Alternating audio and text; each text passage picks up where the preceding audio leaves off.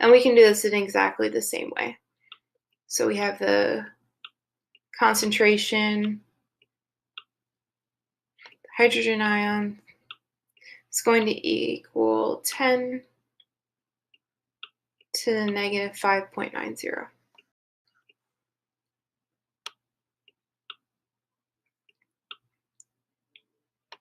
And then you can go ahead and put that in the calculator. And then you should get 1.3.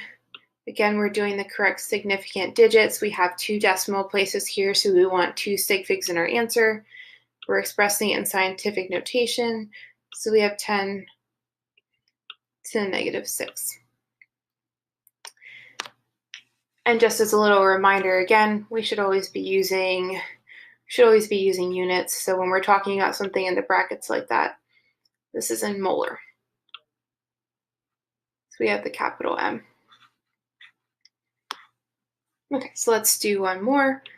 If our pH is equal to, let's say 2.65.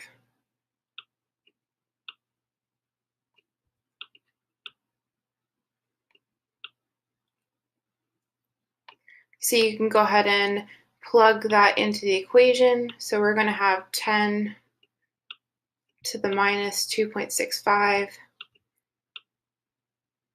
If we're considering the sig figs, same thing, 2 digits after the decimal point. We want 2 digits in our answer, and then this should come out to 2.2 times 10 to the negative 3.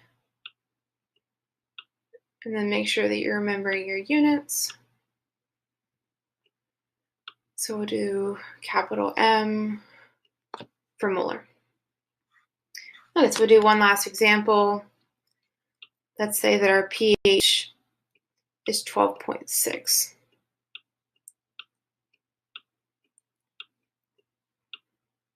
So you'll be plugging this into the equation the exact same way. So have 10 to the negative 12.6. We just want to make sure that when we're determining the sig figs for the answer, that we note that the number of decimal places here is not the same as the previous examples. So we now only have 1 digit after the decimal point. So we will be using 1 digit in our answer. So this is going to come out actually to 3 times the negative 13.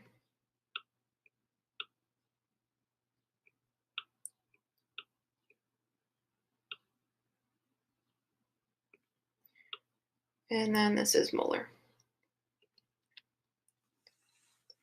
So we can also do a quick check of our answer to make sure that everything makes sense here. So we know that acidic solution should have higher concentrations of the hydrogen ion in them. So if we're starting at the lower end of the pH scale, we know it's more acidic. We see that we do have greater concentration. We can tell this by the lower exponent on here. And then as we start to get up to higher pH, this number is getting smaller and smaller, so there's less and less of the hydrogen ions in solution. So we have the greatest concentration for this pH of 2.65, and then as we start to move up the pH scale, you can see with these exponents here, the number is getting smaller and smaller because we have more and more decimal places out to the left here. And then once we get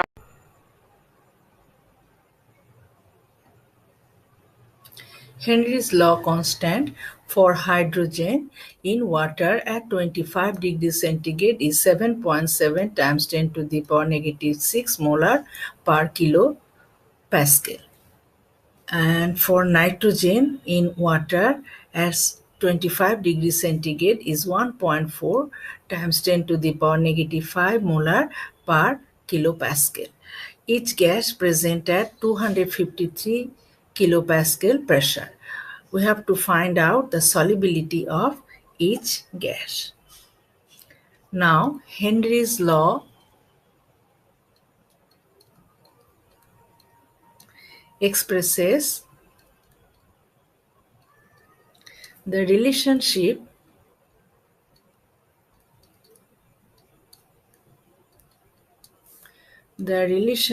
between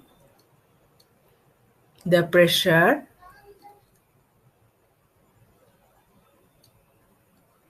and the gas solubility.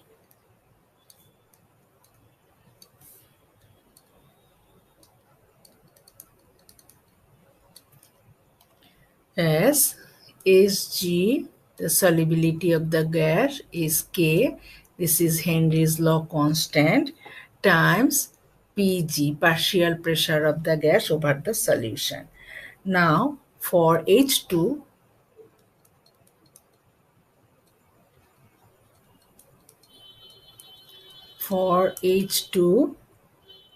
Sg is the constant, which is 7.7 times 10 to the power negative 6 molar per kilopascal times the partial pressure 253 kilopascal.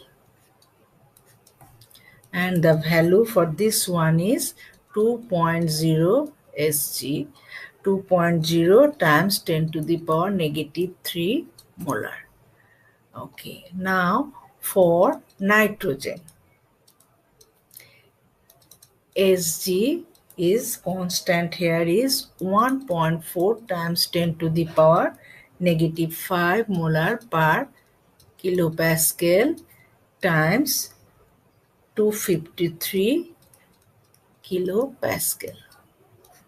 And the Sg for nitrogen is 3.5 times 10 to the power negative 3 molar.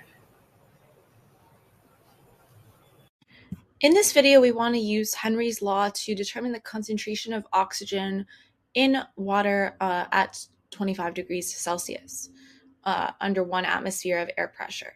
So Henry's law says that the concentration is equal to Henry's law constant times the pressure of the gas.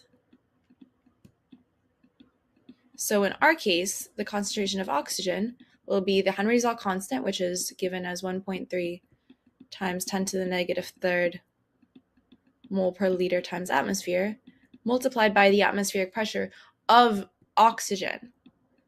So if the air pressure overall is 1 atmosphere, and the air is about 21% oxygen, the pressure of oxygen by Dalton's law of partial pressures will be 21% of 1 is 0.21. So we can plug in 0.21 ATM. ATM on the top and bottom cancel out, and we're just left with moles per liter, which is the unit that we would want.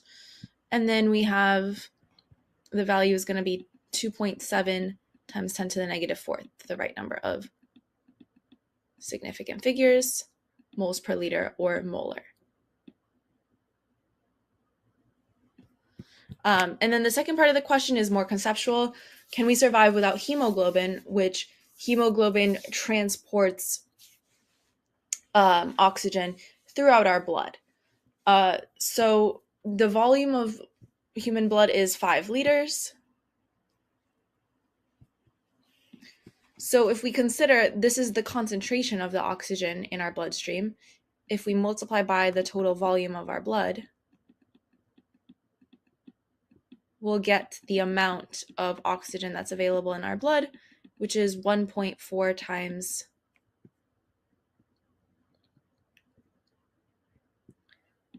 10 to the negative third moles. So it's a very, very, very small amount of oxygen, and it would be difficult for it to, diffuse throughout the body on its own and get to the cells in a quick enough manner for the cell's active processes. That's why hemoglobin is present to sort of facilitate that transportation. If we had a lot more oxygen available, it would flow more easily. But given the small amount, hemoglobin ensures it gets where it needs to go and that our body can maintain its proper function because the cells need oxygen for their processes like respiration to produce energy for our bodies. Hope this helps. So we're going to collect a sample of gas over water. So that means that the total pressure includes the pressure of the gas and the pressure of the water vapor. So let's start by writing down some things that we know. Okay, we've got the temperature is 22 degrees Celsius. So we'll go ahead and add 273 to get that to Kelvin. We know that the total pressure is 752 millimeters of mercury. The volume of our flask is 0.125 liters, right? 125 milliliters. And the partial pressure exerted by the water vapor at that temperature is 19.8 millimeters of mercury. Okay. So we're going to start by figuring out what's the partial pressure of just the oxygen.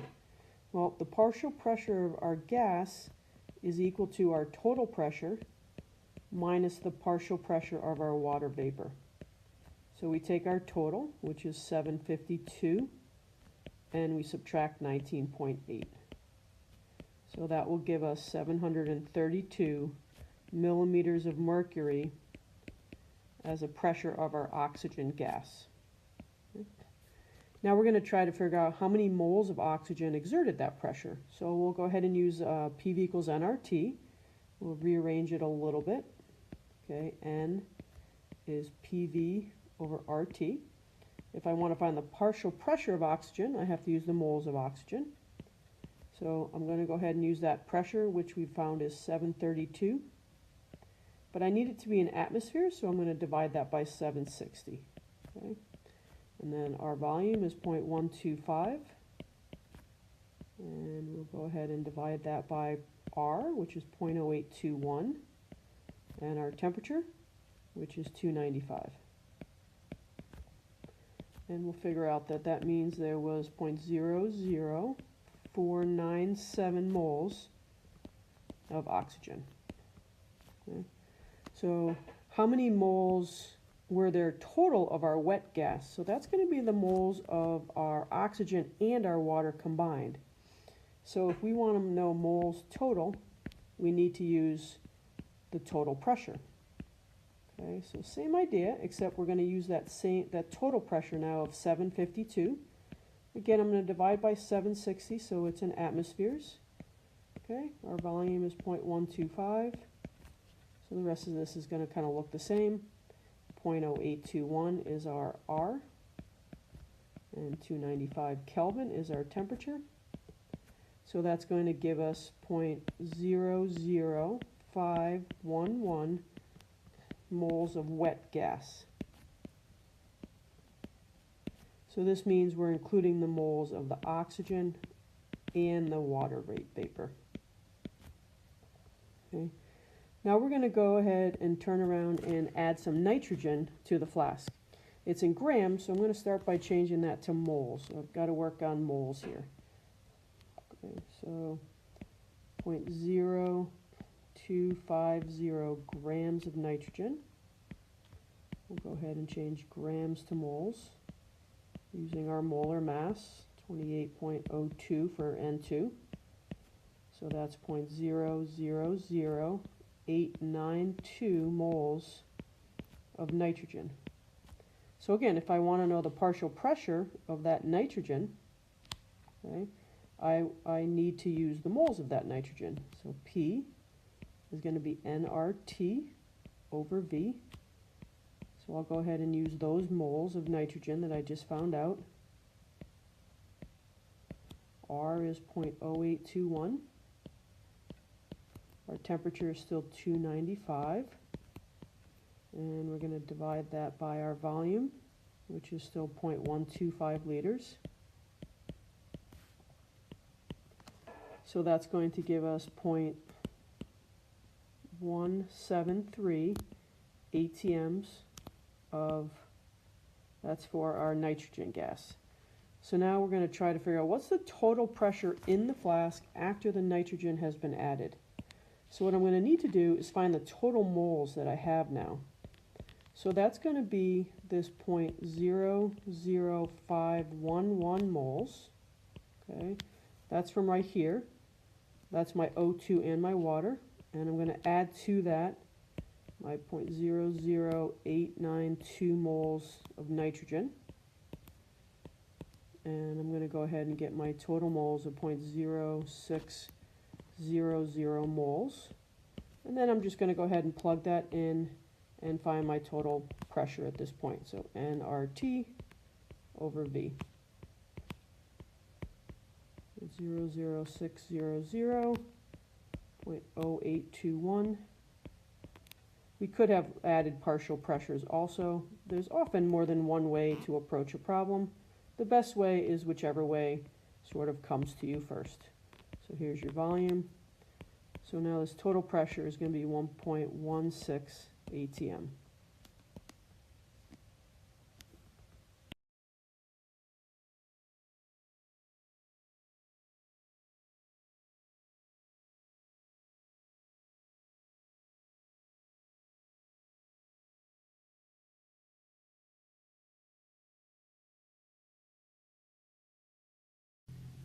In this question, we're given that we have a magnesium-aluminum alloy that dissolves completely in an excess of hydrochloric acid and produces hydrogen. This hydrogen gas is collected